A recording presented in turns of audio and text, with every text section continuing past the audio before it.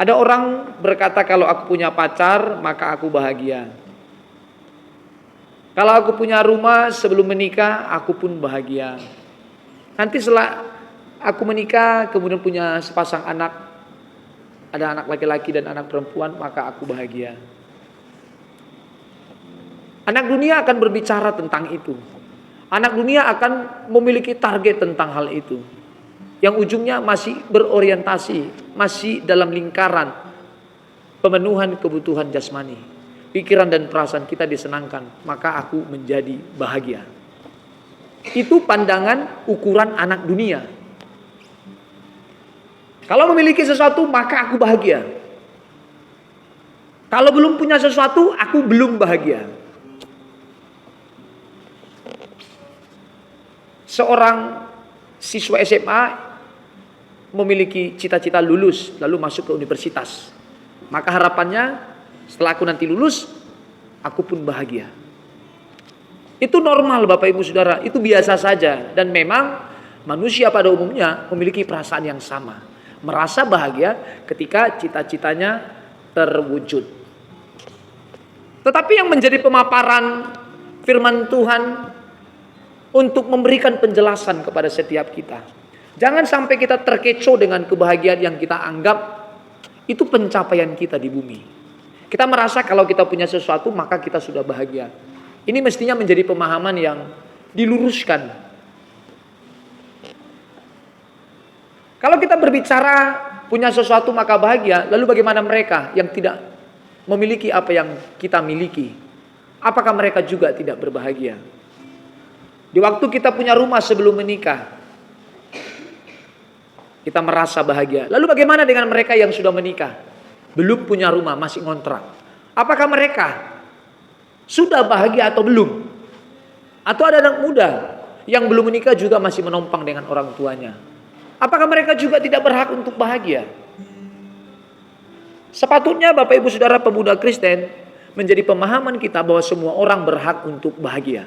Tetapi jelas dalam porsi kebahagiaan itu bukan tentang apa yang sedang kita inginkan, bukan tentang apa yang menjadi selera kita, bukan tentang apa yang ingin memuaskan pikiran dan perasaan kita.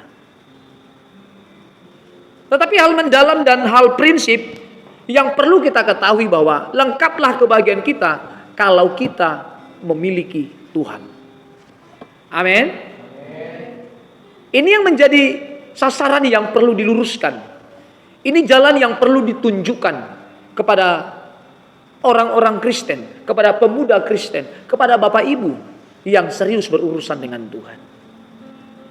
Jangan sampai justru jalan-jalan kita meleset, membias, dan kita tidak sampai kepada Kristus. Kebahagiaanku, kebahagiaanmu, kebahagiaan kita akan menjadi lengkap ketika kita memiliki Tuhan. Haleluya. Di cara pandang berpikir kita berani berkata, kita komitmen bahwa kebahagiaanku terletak ketika aku memiliki Tuhan. Amin. Kebahagiaanku ketika aku berhubungan baik dengan Tuhan. Kebahagiaanku ketika aku memperkarakan, mempersoalkan diriku. Yang apapun aku lakukan itu untuk menyukakan hati Tuhan. Di waktu kita memiliki pengertian dan pemahaman demikian, maka seluruh kehidupan kita pasti memperhatikan, mempertimbangkan pikiran dan perasaan Allah. Jangan sampai Tuhan Allah terlukai dengan seluruh sikap dan perilaku kita setiap hari. Haleluya. Jangan pernah menjadi bahagia kalau saudara berpikir, kalau aku punya mobil aku bahagia. Tidak. Kalau aku punya pekerjaan maka aku bahagia, itu juga tidak. Kalau aku punya pacar yang handsome, punya modal, ngajak aku nikah, maka aku bahagia. Tidak, mungkin bahagia menurut pandangan dunia. Tapi kalau kita memiliki segala sesuatu yang kita inginkan, tapi justru tidak memiliki hubungan baik dengan Tuhan, itu satu kengerian, satu kekacauan. Suatu ketika kita akan terpisah dari Tuhan selamanya. Ini menjadi pelajaran keras buat para pemuda. Jangan mencita-citakan apa yang tidak perlu dicita-citakan. Jangan menginginkan kepada sesuatu yang tidak perlu untuk diinginkan. Jangan sampai ambisius untuk mendapatkan sesuatu. Tetapi sebagai pemuda Kristen tentunya kita punya target. Target dalam sekolah, dalam studi, dalam pekerjaan, dalam pergaulan. Tentukan targetmu. Tetapi di dalam target itu tentunya dibalut, dikemasi dengan firman. Maka apapun yang kau lakukan di dalam kehidupanmu sehari-hari, ada kontrolnya Tuhan, ada pimpinan Tuhan. Dan membuat kita berhati-hati, tidak senonoh melakukan apapun. Punya target untuk dapat rumah mewah, boleh.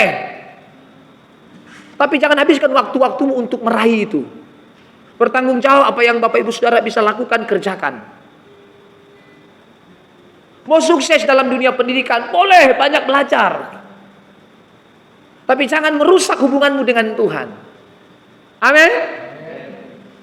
Mau punya suami yang ganteng juga boleh, tapi pastikan ini orang pribadi yang takut dengan Tuhan. Mau punya istri yang cantik juga boleh, tapi pastikan perempuan yang kita cintai adalah perempuan yang takut akan Tuhan. Angola baga do dan jadi dan pola. Haleluya. Pemuda Kristen mestinya punya pergumulan. Satu-satunya pergumulan kita yang terus kita gumulkan setiap hari. Bagaimana aku serius menjadi kesukaan, menjadi kebahagiaan di mata Tuhan. Amin. Nah, kalau kita sudah sungguh punya hubungan baik dengan Tuhan, sudah bergaul erat dengan Tuhan, maka tidak mungkin perbuatanmu senonoh. Maka tidak mungkin engkau tidak mengasihi orang tuamu. Maka tidak mungkin engkau mengasihi sesamamu. Itu pasti dan jelas. Maka kalau seluruh kehidupan kita, segenap kehidupan kita arahkan kepada Kristus, apapun yang saudara lakukan, itu hasilnya adalah membahagiakan hati Tuhan. Dan ini menjadi pergumulan kita. Perkara cinta, itu mudah bagi Tuhan kita. Perkara studi, perkara pekerjaan, apapun yang kita lakukan, jangan sampai mengganggu hubungan kita dengan Tuhan. Semakin kita bergaul dengan orang-orang yang kita menganggap bahwa orang tersebut mengerti dengan perasaan kita, lalu kita curhat, kita bergaul dengan mereka. Tetapi dalam pergaulan itu kalau membuat kita tidak semakin dekat dengan Tuhan, stop pergaulan itu, stop persahabatan itu. Maka cenderungnya semakin kita bergaul dengan manusia, semakin hubungan itu cenderung saling tidak menghormati. Sebab sudah saling mengerti satu dengan yang lainnya. Kebusukanmu dia sudah tahu, kebusukan dia juga kita sudah tahu. Maka seketika ada waktu celah iblis membuka keran dan membuat kita konflik atas persahabatan yang sudah kita bina. Akhirnya kita kan saling menjelek-jelekan. Maka kalau kita bergaul erat dengan orang yang kita sayangi, orang yang kita cintai, atau para sahabat, kawan-kawan kita, lambat laun suasana itu menjadi berubah. Dan kita semenah-menah dengan teman sahabat kita, sebab kita menganggap dia mengerti tentang aku. Dan dalam pergaulan itu juga cenderung kita semakin bosan. Ada kebosanan di dalam pergaulan itu. Yang tadinya kita sering nongkrong, berjalan 2-3 tahun, 4 tahun, nongkrong-nongkrong yang tadinya di awal kita lakukan, itu lama-lama hilang nongkrong-nongkrongnya. Sudah mulai pudar dengan berjalannya waktu. Tadinya main teleponan, bro jumpa dulu di sana, boleh, ngopi dulu, kumpul 1 tahun persahabatan, 2 tahun persahabatan. Makin hari makin sulit dihubungi saudara. Maka ada kejenuhan, ada kebosanan. Sehingga membuat hubungan itu retak. Dan perlu kita ketahui, nah kalau kita berhubungan baik dengan Tuhan, bergaul dengan Tuhan setiap hari, maka itu membuat kita semakin merindukan Tuhan. Bukan seperti ketika kita bergaul dengan seseorang, ada kebosanan, ada kejenuhan, bahkan cenderung saling menjelekkan. Berbeda dengan ketika kita bergaul, berhubungan dengan Tuhan. Setiap hari kita bergumul, setiap hari kita berhubungan dengan Tuhan, setiap hari kita berurusan dengan Tuhan, setiap hari kita berteman dengan Tuhan, setiap hari kita berjalan dengan Tuhan, maka itu membuat kita semakin menghormati Tuhan. Amin. Membuat rasa candu, membuat rasa kerinduan kita semakin dalam. Maka kalau kita tidak merindukan Tuhan, jangan harap bertemu dengan Tuhan di surga.